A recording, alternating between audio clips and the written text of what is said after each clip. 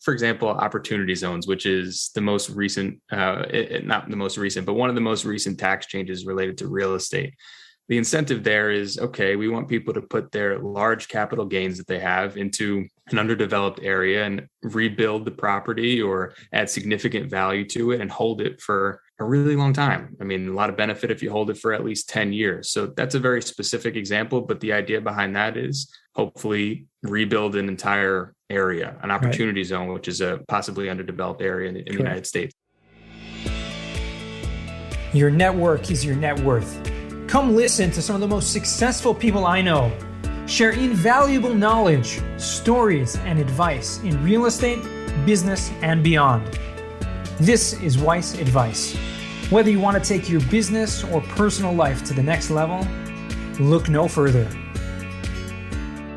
Welcome back to another episode of Weiss Advice. I hope you don't turn the volume down too much. Try to start off with a little energy, but that's because I have such an awesome guest today. I'm really excited to introduce Nick Aiola, who is a CPA. And I know we've had CPAs on this podcast before, but everyone is unique, and it's always good to have a CPA who is focused and specializing in real estate, obviously, because that's what we do here on Weiss Advice.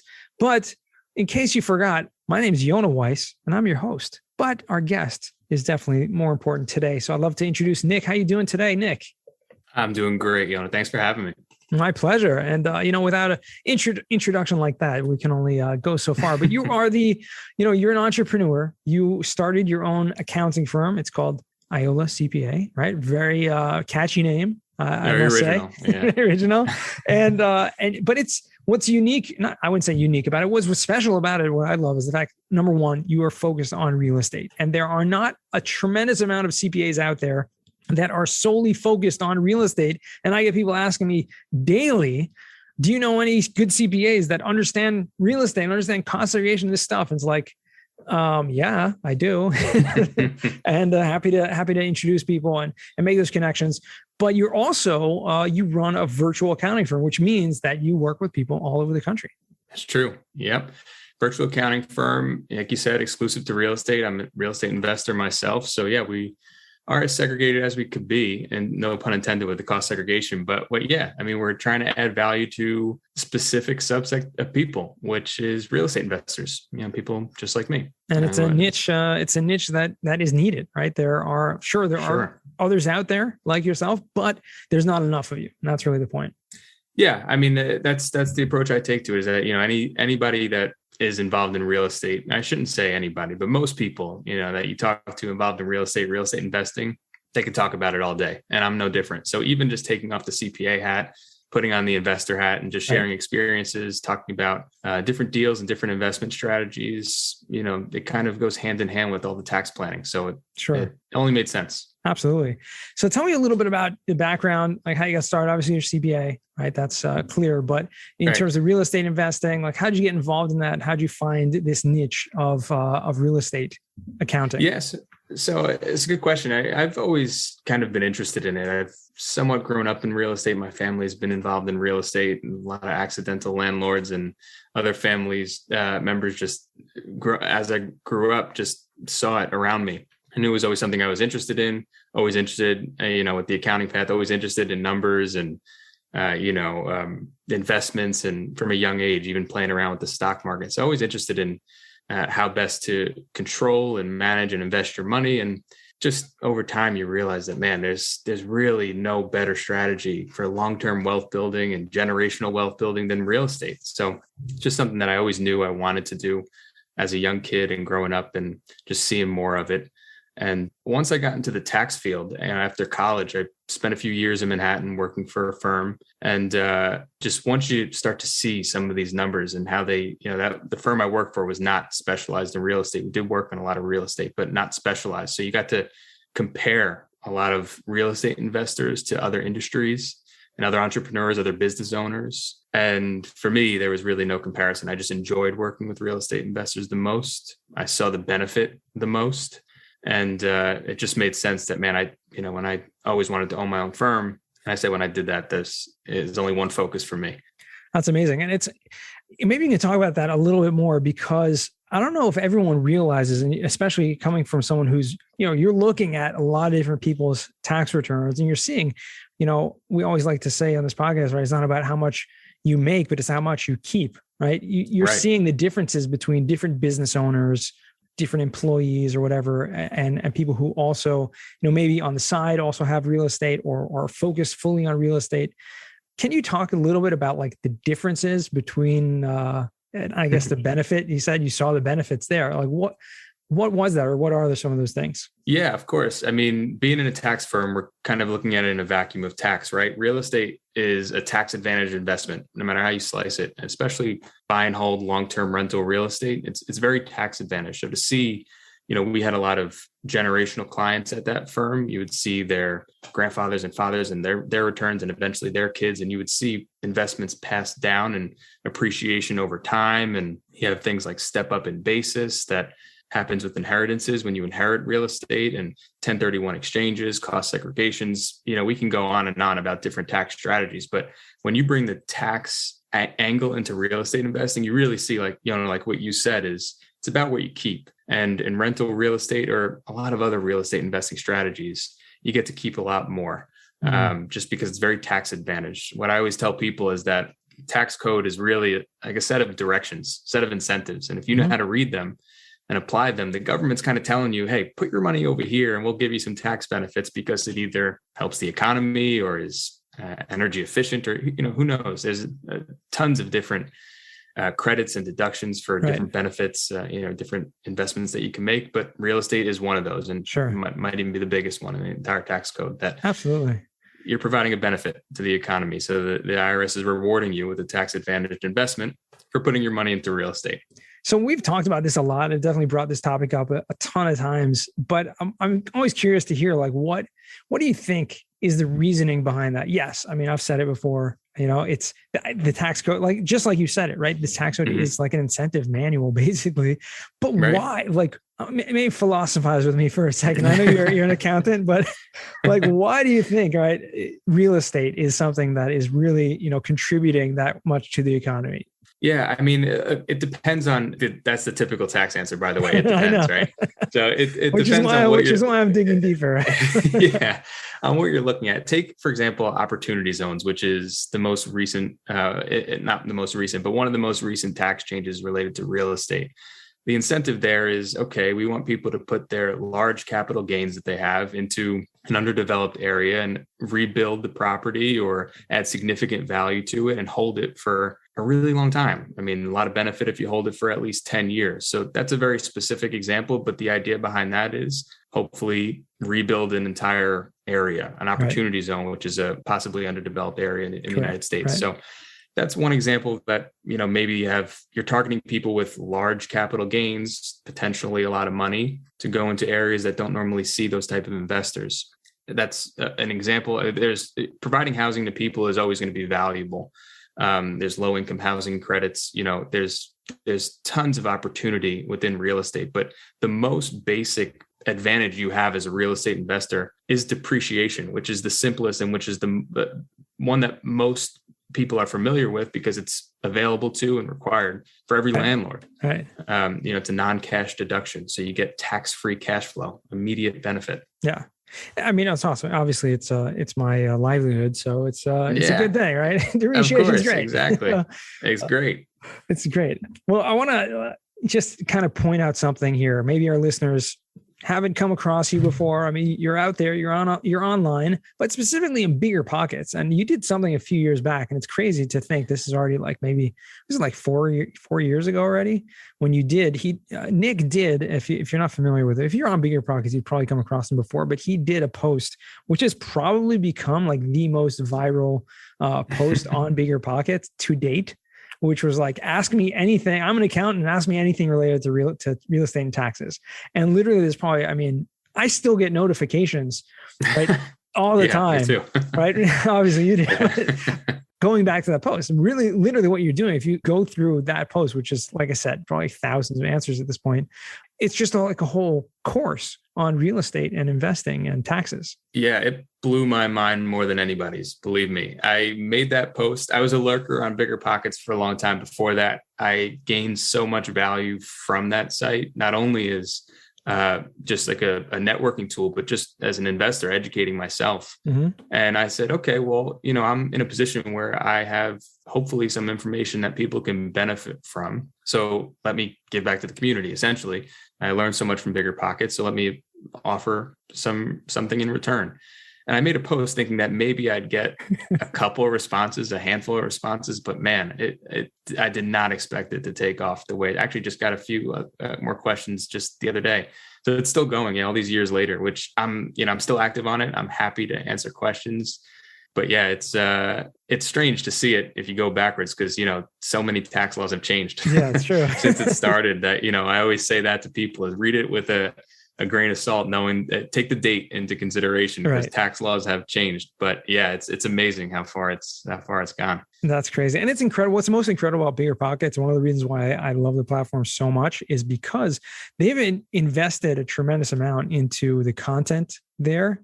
And for some reason, I don't know what's behind it, but Google tends to pick up on Bigger Pockets, anything related to real estate, which means the SEO content that is in there is very high quality, which means if you search any topic related to real estate, ask a question to Google, Bigger Pockets is going to come up in the results. For sure. Which the amazing thing is different than other, social media platforms, if you will. Bigger Pockets is in a way a social media platform to a certain extent, but the way that it's very different is that the content stays up there and is really evergreen, which means you can search something and get an answer that was written, a year, 2, 3, 5, 10 years ago, and it will still point you to that. And you can maybe talk a little bit about this, but obviously that post has helped to have people reach out to you, to help you grow your practice and your business, I'm sure. Yeah. But I get people reaching out to me from like a post I wrote like 3-4 years ago. Exactly. Yeah, you hit the nail on the head. Bigger Pockets is so well indexed that nothing you or I, definitely not me, that I could do on my own could compete with the resources they have or the presence they have online. So it really is unbelievable. You cast your rod where the fish are. So for me to make a post on Bigger Pockets, certainly is going to reach more people than if I posted something on, our website or our own social media channels, which has infinitely smaller following than Bigger Pockets. Right. So, that was the idea. How can I help the most? How can I get the most outreach to people where I was able to find the most education myself? Absolutely. And, just a little bit of luck that it took off. I'm happy. There you go. And to be, truth be told, anyone can do that. And I think I would urge any of our listeners here who are listening to this, if you're not on Bigger Pockets already, or if you are there and you're like, the rest of us who for the most part are lurkers and kind of just asking questions and learning stuff. If you do have something that it's such a great forum, really the forums, that's what they are, to just share your knowledge, right? If you know something about, title insurance, or something about, mortgage rates, or something about, multifamily syndications or whatever it is, get on that platform. There are people asking all the time and you become a resource. And especially if you have a pro membership, I'm not affiliated with the Bigger Pockets, I'm not getting anything, but if you do, you get your name and your website literally like on your name tag, essentially. So anytime your name or you post something in the forums, answer any questions, your contact information is right there for people to reach right back out to you. So highly recommended. Again, this is not a promotional for Bigger Pockets, but it is something that I too have gotten tremendous value from. So happy to give back in that way. Yeah, absolutely. Where do you see your firm, going? Obviously, you're a real estate investor. You've grown your company. Are you in growth mode still? Are you still like growing in terms of taking on a lot of new clients and employees and things like that? Yeah, definitely in growth mode. The way I approach the business growth is the same way I approach investing or anything else. Basically, is how do we? The central idea is we have something hopefully that can help other people, and taxes are often, and investors are really a business owner's biggest expense, and they don't even know it usually until they file their tax return. So to alleviate some of that, that's the most important thing. So who can we help? And as long as there's people we can help, I'll always be in growth mode. So the more people that are out there doing real estate investing or running real estate businesses, I have no doubt that that number will continue to grow. Then I take the same approach. And the good thing about running a virtual firm is it opens, like you said in the beginning, it opens us up to the entire nation. We can service the entire nation, and even when growing our internal team, we can grow within the entire nation. We can have employees all over. Right. So for me, like I said, if there's people out there that are willing to work with a CPA, a tax strategist that's specializes in real estate, I'm happy to keep offering the service. All right. Sounds good. What advice would you give to someone who's, maybe someone like yourself who's a business owner, right? Or something like that. And you're trying to grow. Obviously nowadays, everyone is working virtually for the most part, right? To a certain extent, Not everyone. Okay. Obviously, no, but for the most part with this online, kind of world that we're living in, and the advantage with a lot of service providers, myself included, can be really anywhere. And you can do what you do to a certain extent. Any advice you would give to someone in terms of helping to grow that or scale that? Yeah, I mean, I'm a big systems guy. So systems and processes, spend the time upfront setting yourself up and setting up your back-end systems and internal processes for growth, with the intent that you may have 5, 10, 15, 50, 100 employees one day, and that system can grow.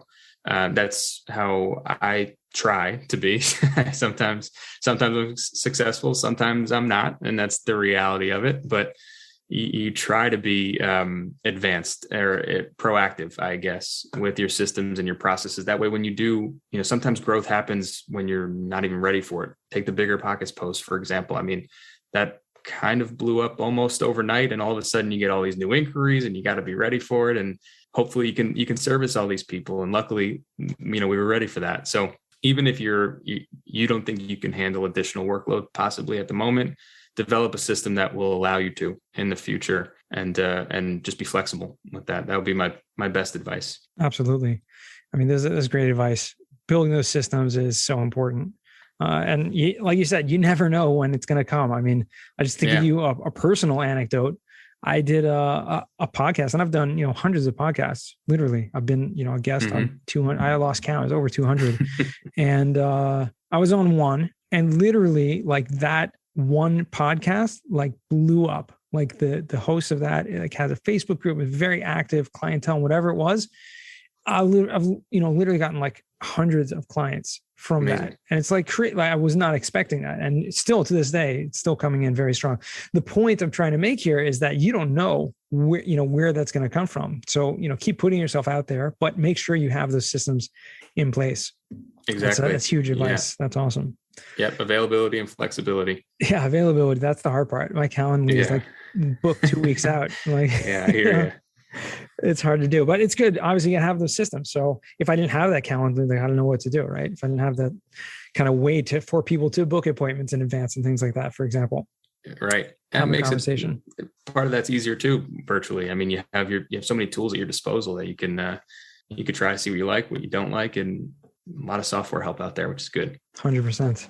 One question for you regarding taxes, and obviously you're not a psychic. I'm not a psychic. Nobody knows. And there's been so much back and forth between new proposals and this and that. But is there anything that you know of that is really kind of set in stone that people who are real estate investors should be looking out for, or at least be aware of, in terms of certain changes that are coming in the next year or so? I wish I had some sort of concrete answer for you, but set in stone, nothing that I can say for sure. The good news is that the more back and forth there is, the more it seems to target higher income individuals. So a lot of people are falling under thresholds that previously maybe they would have exceeded, and now they aren't anymore. So it looks like there's a little bit of backpedaling, but and this may not be specific to real estate investors, but the biggest one so far that's concerning is they're trying to kill off a lot of these Roth availabilities, backdoor Roth conversions and mega backdoor Roth conversions. And a lot of this seems to be, at least in some capacity, looks to be a negative outcome for these vehicles. But other than that, there's not too much that I'm I'm 100% sure of, or even 90% sure of. We don't know. Yeah, it's crazy because there's been so many discussions about there. It's like so much ink spilled, to use the cliche, about these reform and these bills and and this and back and forth, and maybe 1031's going out. No, it's back, and maybe this and maybe that. I wish to a certain point, I wish they would just like decide something. But I think like the tax reform, the Tax Cuts and Jobs Act a few years ago was so huge. That's really hard to believe that there would be another one so quickly. It really is exactly like you said it. I mean, the Tax Cuts and Jobs Act of 2017, that was the biggest tax reform since 1986. And even since then, we've had, the CARES Act and all these other COVID tax law changes that were not insignificant. And as a CPA, I'm sure all the other CPA listeners out there can back me up that the timing wasn't ideal right in the middle of tax season too. So, that wasn't really fun.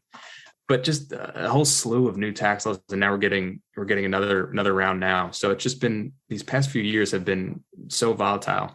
And as a tax strategist, a tax advisor, it's becoming impossible, to help accurately plan and forecast for 1, 2, 3 years in advance, because you just don't know. You don't know what the law is going to be like. Conversations I had in 2020 for 2021 didn't apply after these COVID laws came out. And same thing, I'm sure now, conversations we're having now under the guise of what we think is going to happen with the Biden administration plan, it may not apply, when push comes to shove in the law and it's finally signed into law. So it's really hard to advise, but we can speculate, have certain conversations, and be flexible with our planning. That way you have different routes. And if this, then that, and kind of approach 100%. It like that. Yeah, for sure. It is so hard to plan, but I guess that makes your job a little harder, but at the same time makes it, more, people keep coming back and checking in. You know what I mean? Yeah. I always joke around that, like, I'm happy. Yeah. It sounds like I'm complaining, but I'm not, because this is the reason I have a job. People realize, oh man, I don't want to read 800 pages of tax law. Right. And apply it to me. Give it to Nick. Nick will take care of it for you. Yeah. That's a light weekend reading. Yeah. Amazing. Nick, it's been a pleasure talking this discussion. We can go on forever, but I want to transition to now a segment we call the final four. The 4 questions I ask all my guests. The first question to you is going to be, what's the worst job you ever had? Yeah, I've listened to your show, and I know you asked this question, and I had to think about it, because I've been fortunate enough not to really have any bad jobs, but one did come to mind, and it wasn't technically a job, but I'm going to count it. I'm going to count it because it was an on-the-job training that I quickly walked away from. So there was this one summer job that I went on this quote unquote interview for, and the interview happened to be in the field, and it was basically like this. We would go around knocking on different businesses and residences' doors and ask them if they had any cracks or I don't even know, dents, I guess, in their windshield. And we would call the insurance company and get their auto windshield replaced for them. And that was a nightmare. I only did that one day, and I knew right away. It was nice going around, I guess, talking to people, but the job in and of itself was an actual nightmare. So once I thought about that, I was like, this is definitely the answer to this question, because I could never go back there for a second day. It was just not my cup of tea. That's crazy. Yeah. It sounds like not the ideal type of situation, but there are people out there doing that. That's the crazy. Yeah. No, hey, nothing against them. Just wasn't for me. Wasn't for me at all. Realized pretty quickly. One day on the job. Yeah.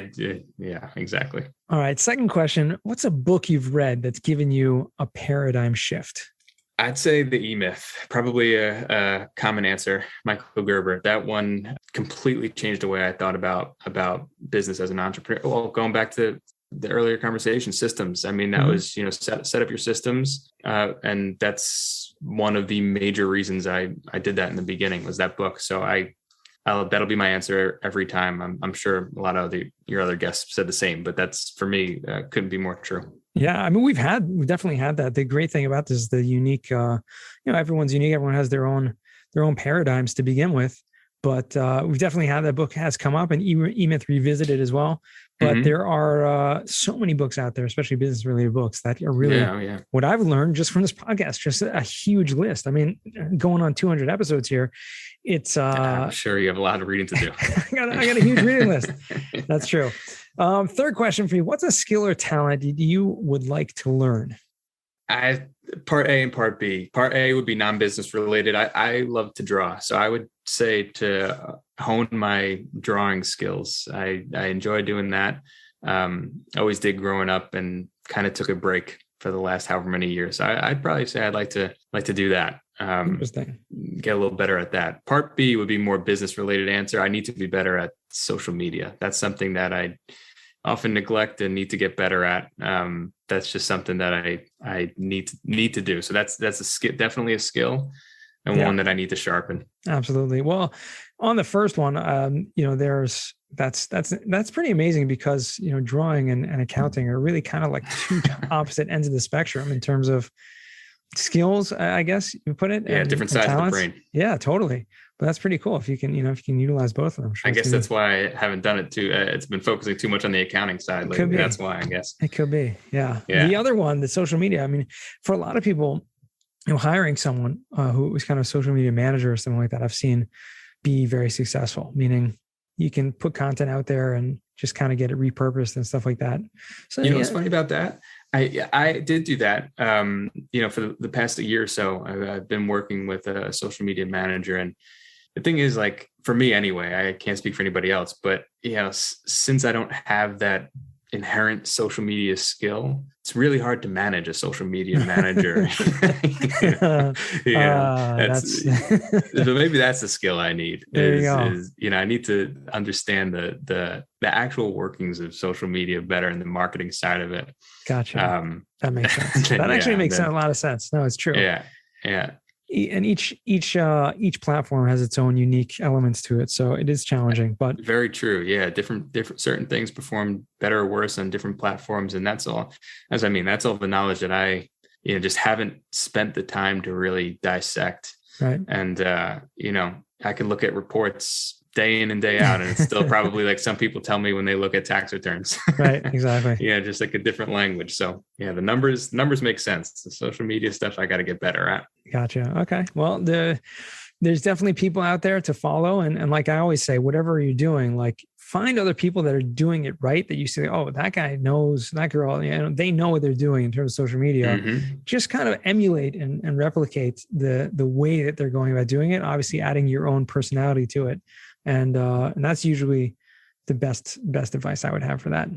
Sure. I appreciate that. Definitely good advice. And then the fourth and final question, what does success mean to you?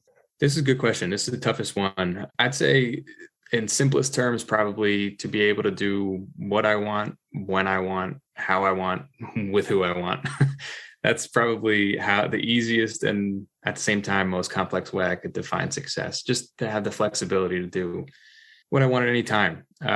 Doesn't really have any correlation to, number of doors as an investor or net worth or anything like that. It's just the flexibility to be able to do what you want. Very well said. That's really what it's all about, flexibility and having the right, the right teams, the right systems to make sure that you have that flexibility. That's really what it comes down to. So appreciate you taking the time, Nick. How can our listeners find you or reach out to you? Yeah. So after that big social media spiel, I guess I shouldn't give any social media details, right? But you could the easiest way is probably to go to our website. It's aiolacpa.com. That's AIOLA CPA.com. Has all the social media handles on there, contact information. And that's probably the best way to get in touch with me, to reach us. And just like on Bigger Pockets, I'm there as well. Always happy to talk, network, even if it's not about taxes, just chat about real estate, anything else. Awesome. There you go. Well, I appreciate that. And thank you again. Appreciate you taking the time today. All right, Yona, thanks so much.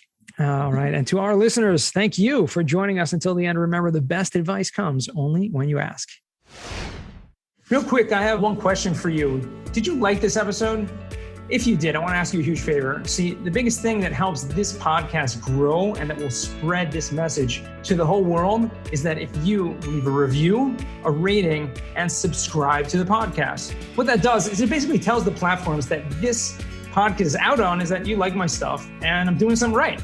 So take a few seconds out of your day, hit that subscribe button, leave a rating or review. I would be extremely grateful. Also, I want to hear from you guys. So I want to hear some feedback. If you have any questions for future episodes, please find me on LinkedIn. Send me a DM, a connection request, Yona Weiss, and I'd love to hear from you.